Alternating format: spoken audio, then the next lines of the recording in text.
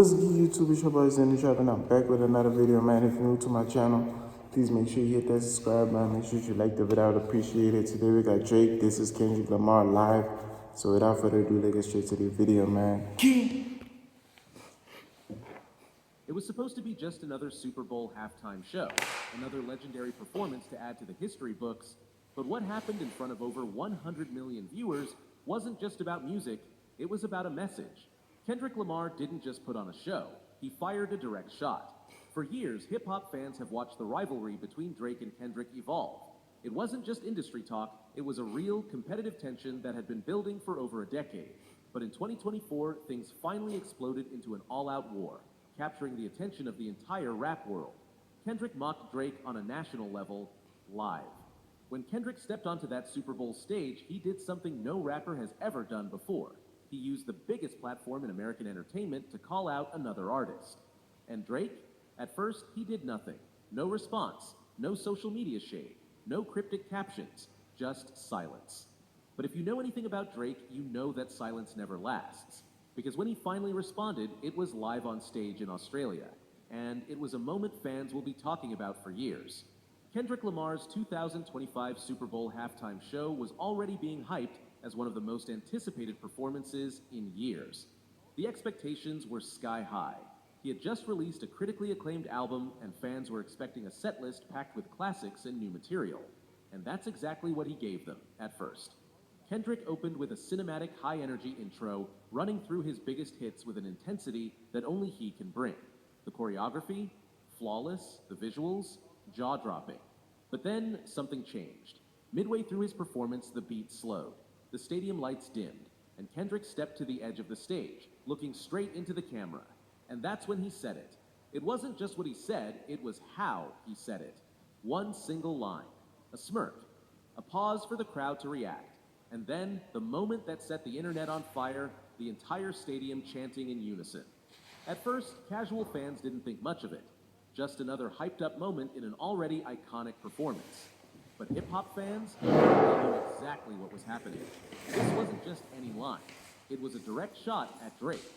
The way Kendrick was teasing playing Not Like Us at the Super Bowl as Drake and his legal team threatened they would sue him, and he still went through with it, is pretty hilarious to say the least.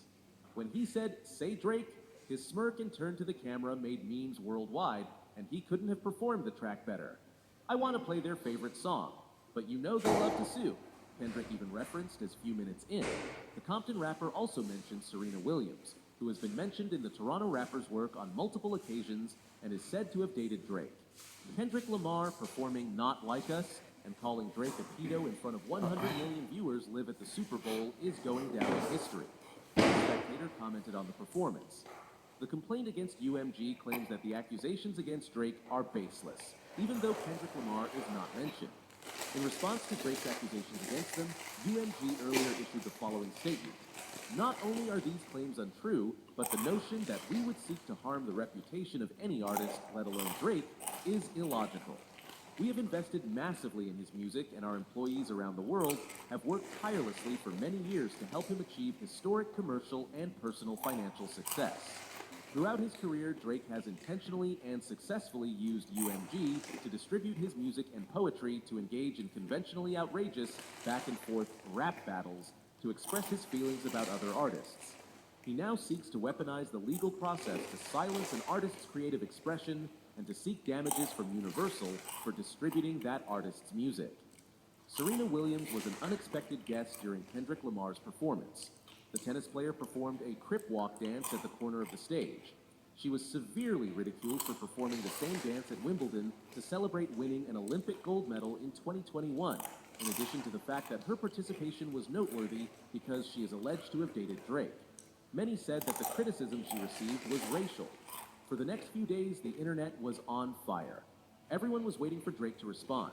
Would he fire back on social media? Would he drop a surprise diss track?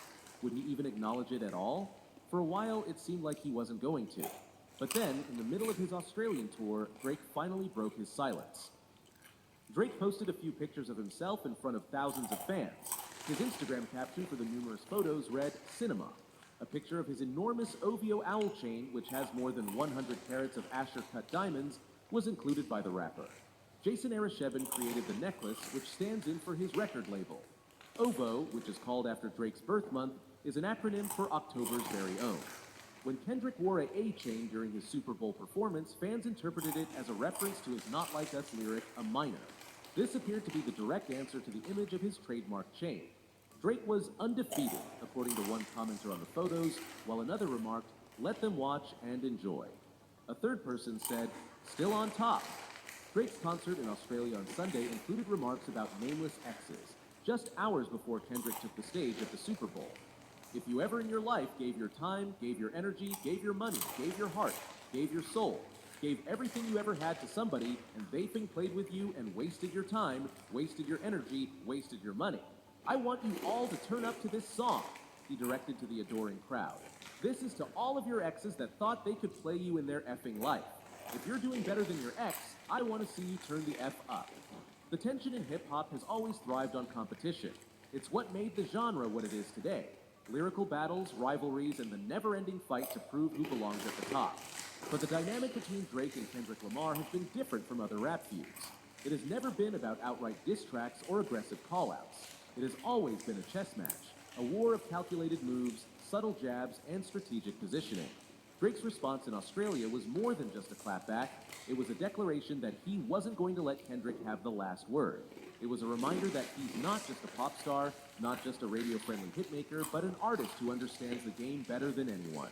When he stepped on that stage and delivered those words, he wasn't just talking to Kendrick, he was talking to the entire rap world, letting everyone know that if this was the battle Kendrick wanted, then Drake was more than ready to play. But what comes next?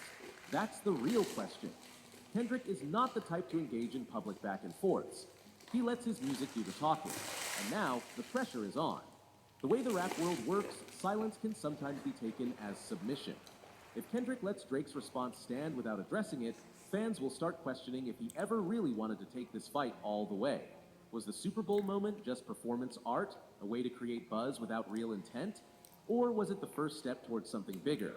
Drake's move in Australia left an opening, an invitation for Kendrick to escalate.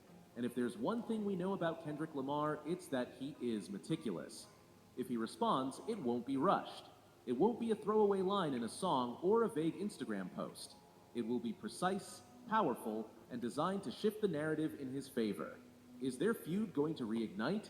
If it does, you already know things are going to get nasty again. One thing is for... Hey man, if you guys are new to the channel, please make sure you hit that subscribe button. Make sure you like the video, I will appreciate it. And I'm going to see you guys on the next video, man. Peace.